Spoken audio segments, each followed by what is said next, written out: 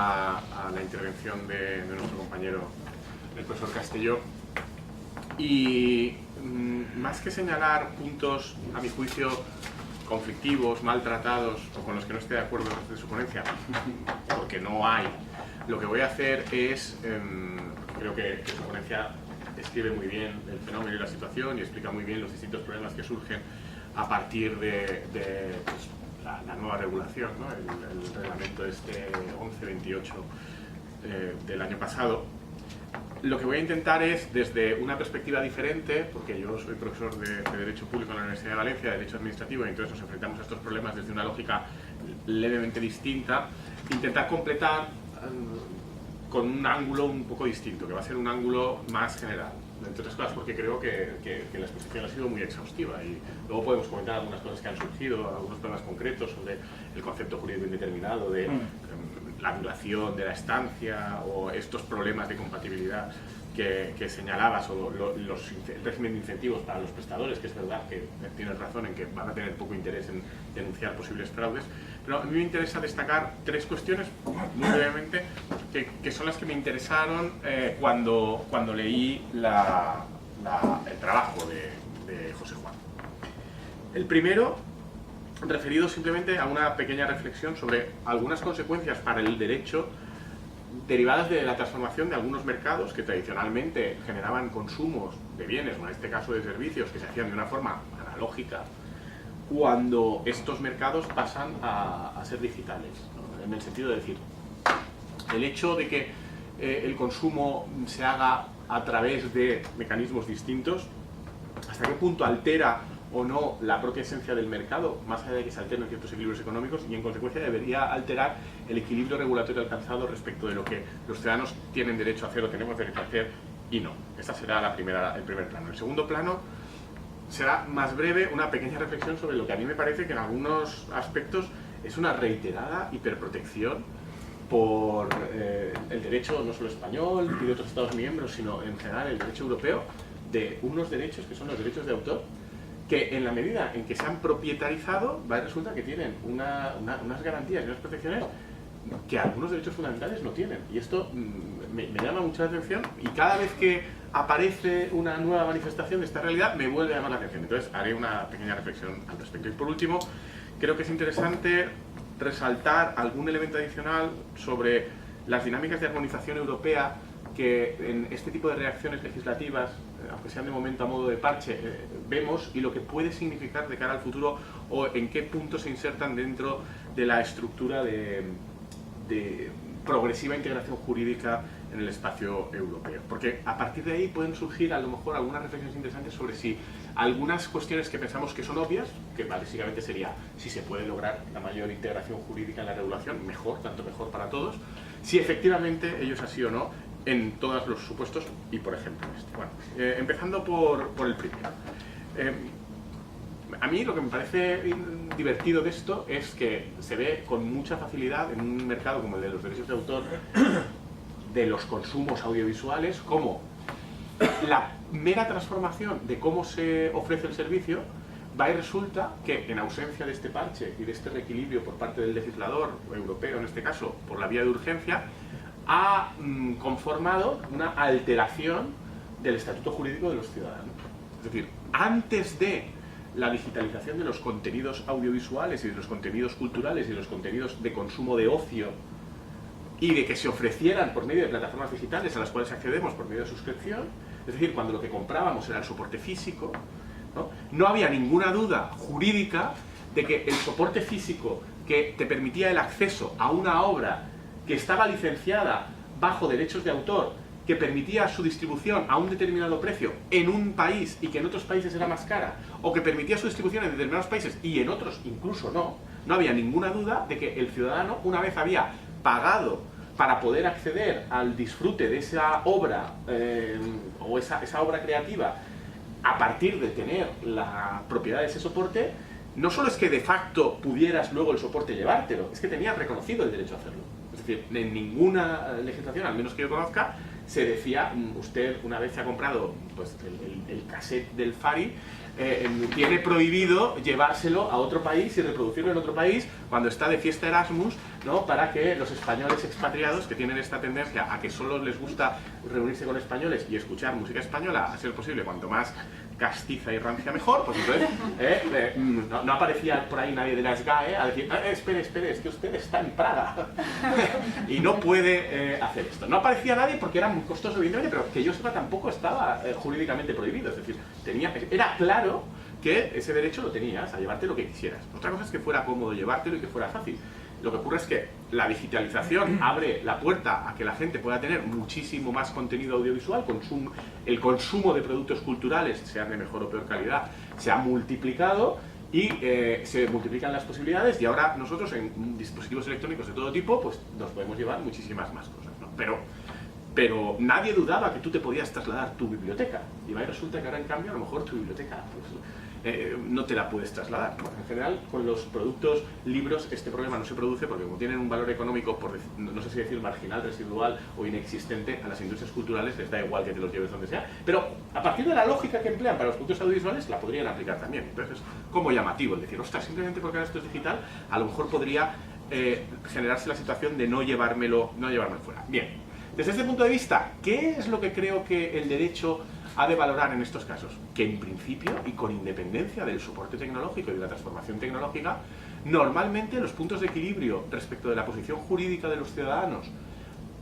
con otros derechos de otros ciudadanos, en este caso los autores y sus derechos, y con los derechos de las grandes corporaciones que pretenden hacer legítimo negocio a partir de las posibilidades de intermediación en este mercado, por ejemplo, da la sensación de que en principio la transformación tecnológica no tendría que ser un elemento muy relevante para alterar cuál es el equilibrio jurídico que pensábamos razonable. De manera que, si entendíamos que era razonable como equilibrio jurídico antes de la digitalización, que aquello que había más o menos comprado y pagado para su disfrute personal, se lo podía llevar con él, no acabo de ver razones de peso para que ahora el equilibrio haya de ser distinto. Y lo demás, para el derecho, tendrían que ser cuestiones contingentes y de cambios, de regulación y de adaptación, y que no hubiera más. Pero claro, nos topamos aquí con, y es el segundo punto que quería tratar, esta hiperprotección, ¿no?, de los derechos de autor. Parece que cuando aparecen los derechos de autor, ¿no?, todo es mucho más complicado, ¿no? Hay que respetar los 3 pasos, ¿no? Si no, pobres autores. Y sobre todo, pobres grandes corporaciones que hacen negocio con los autores, ¿no? Estas industrias culturales, ¿no? Entonces, me resulta fascinante esta hiperprotección. Por ejemplo, a mí me parece que hay ya manifestaciones claras de que uno puede tener mucha más protección jurídica y, por ejemplo, tener mucha más capacidad para impedir o exigir jurídicamente que no se exhiba, utilice, reproduzca por buscadores, por medios de comunicación o incluso por ciudadanos en las redes, contenido que uno haya creado y que sea su obra creativa, que no deja de ser un producto de tu intelecto, tu mente, tu creatividad, lo que sea, pero no deja de ser un producto, y de hecho el derecho, el ordenamiento jurídico lo trata como, a partir de una ficción jurídica, convierte esa creación en una propiedad inmaterial, y entonces dice, bueno, pues muy bien, vamos a aplicar las normas del derecho de propiedad. Pero bueno, el derecho de propiedad es un derecho muy importante, un derecho que también es fundamental en la Constitución española, pero no es más importante que otros derechos fundamentales que además están en la sección primera y que en principio tienen una mayor protección, como por ejemplo el derecho a la propia imagen o a la intimidad. Y a mí me resulta sorprendente que, por ejemplo, la propia imagen de uno sea imposible de proteger en los medios digitales. Es decir, que las posibilidades jurídicas de oponerse a un tratamiento de la imagen de uno sean muy complicadas una vez que están en las redes. No, mire, es que es su imagen, yo la puedo usar si está ahí, o sea, ¿por qué no la voy a poder usar? Cuando ahí hay un derecho fundamental a la propia imagen, y en cambio mis creaciones, como son propiedad, valen más, tengo más capacidad para hacerlo, ¿no? Por ejemplo, las imágenes que están de nosotros en Google, ¿no?, que hay muchas, pues porque como nos graban, hola, ¿no? Entonces de ahí salen imágenes que las tiene Google, las tiene YouTube, las tiene mucha gente. Entonces, esas imágenes, yo, por ejemplo, podría utilizar la sentencia Google para decirle a cualquier motor de búsqueda, oiga, esto es un dato de carácter personal, usted está haciendo un tratamiento, y como está haciendo un tratamiento,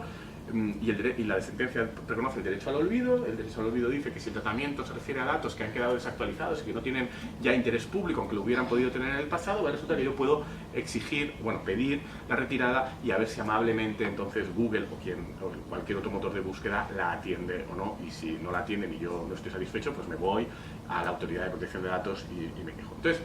pero en principio la única posibilidad de retirada depende de que el motor de búsqueda en cuestión considere que efectivamente esa imagen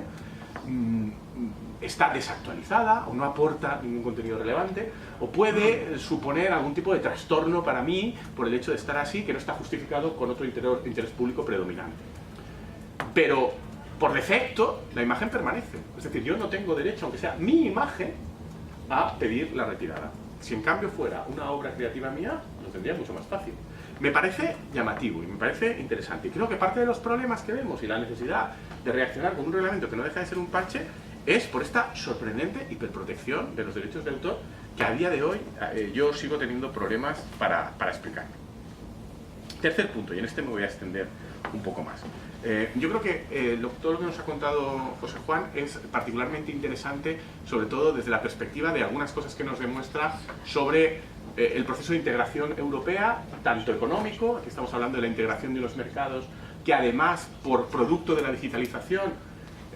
esa digitalización aporta un vector de mayor intensidad y profundización en esa integración a nivel europeo, que a día de hoy solo es detenida, porque tecnológicamente es perfectamente posible hacer una integración de toda la estructura de oferta de estos servicios a partir de los intermediadores, solo es detenida por cuestiones jurídicas. Cuestiones de derechos, donde los he comprado solo para estos países, pero no para estos otros. Los intermediarios prefieren hacer más negocio vendiéndolos a distintos precios o a distintos intermediarios dependiendo de países, cosa que es toda muy legítima, pero no deja de ser una barrera jurídica un poco artificial en el contexto tecnológico y socioeconómico actual. O no, ya me referiré luego a ese o no, porque a lo mejor las condiciones socioeconómicas sí que justifican que los mercados tengan un tratamiento distinto. Pero en principio no parece que haya ahora grandes barreras, una vez hemos prescindido del soporte físico, más posibilidades de disfrute, lo cual requiere ir armonizando poco a poco también la estructura de contratación y de derechos para que los contratos de cesión de derechos no sean a nivel nacional, sino a nivel europeo. Pero bueno, no es imposible de visionar esta posibilidad, y más si se va al Reino Unido, que de alguna manera era uno de los que distorsionaba el sistema en términos de mercado y de tradición jurídica. Pero la cuestión es, ¿esto es bueno? ¿Es deseable? Es decir, a priori es más cómodo, parece más sensato y te evita el problema de que los libros que te podías llevar con el 600 antes tranquilamente, ahora puedas tener situaciones en que no te los puedas llevar, aunque sean muchos más y aunque sean no solo libros sino películas y otras cosas, al extranjero. Vale, este problema nos lo resuelve. Pero ¿es verdaderamente eficiente desde una perspectiva de adaptación de la regulación y de las posibilidades que te daría el estatuto jurídico de disfrute de estos bienes a la realidad social y económica de cada uno de los países? Es decir, ¿no supondría, por ejemplo, que de la misma forma que las compañías dejarían de poder cribar por precios para obtener más beneficio en ciertos mercados, pues también dejarían probablemente de poder ofrecer precios más reducidos a países donde la población está en una posición socioeconómica más desfavorecida? Dificultaría establecer mercados más afinados desde la perspectiva del tipo de consumos, que a veces no son los mismos en unos países y en otros, focalizando unos y ofreciendo unos de una forma más acorde a lo que en unos países puede ser interesante. Incluso a lo mejor coartaría o bloquearía cierto tipo de innovación que nace de que a día de hoy haya mercados digitales desagregados en los distintos países de la Unión Europea. Iríamos a un modelo de plataformas que serían europeas y que probablemente tendrían la misma oferta, lo cual congelaría el sistema, restringiría la innovación, dificultaría que surgieran modelos alternativos. Es decir, Netflix ahora aprende de tener Netflix distintos en distintos países europeos y detecta tendencias distintas en distintos países a partir de que las ofertas y los consumos son diferentes, y eso le permite a lo mejor a veces mejorar la oferta para los demás por esta especie de competencia. Si vamos a una integración digital, todo esto se minimizaría. Quiero decir con ello que está claro que es más cómodo, pero que no podemos obviar que la integración absoluta tiene también costes, y muchas veces en todo este proceso de evolución y este activismo, sobre todo del Tribunal de Justicia, más allá de los consensos que habían logrado alcanzar los estados, que él dice, no os preocupéis, aunque vosotros no estéis de acuerdo, ya os digo yo lo que hay que hacer. Es entendible desde ciertos parámetros, pero no hay que olvidar que en ocasiones plantea estos costes que hemos visto en otros ámbitos y en otros mercados, y que a mi juicio también podrían aparecer aquí. Con lo cual, entendiendo el que a todos nos guste la integración, simplemente quería introducir este pequeño bemol sistémico respecto a la evolución general de la Unión y aplicado también a este mercado. Y básicamente esto es un poco lo que os quería comentar. Gracias por aguantar mis reflexiones así un poco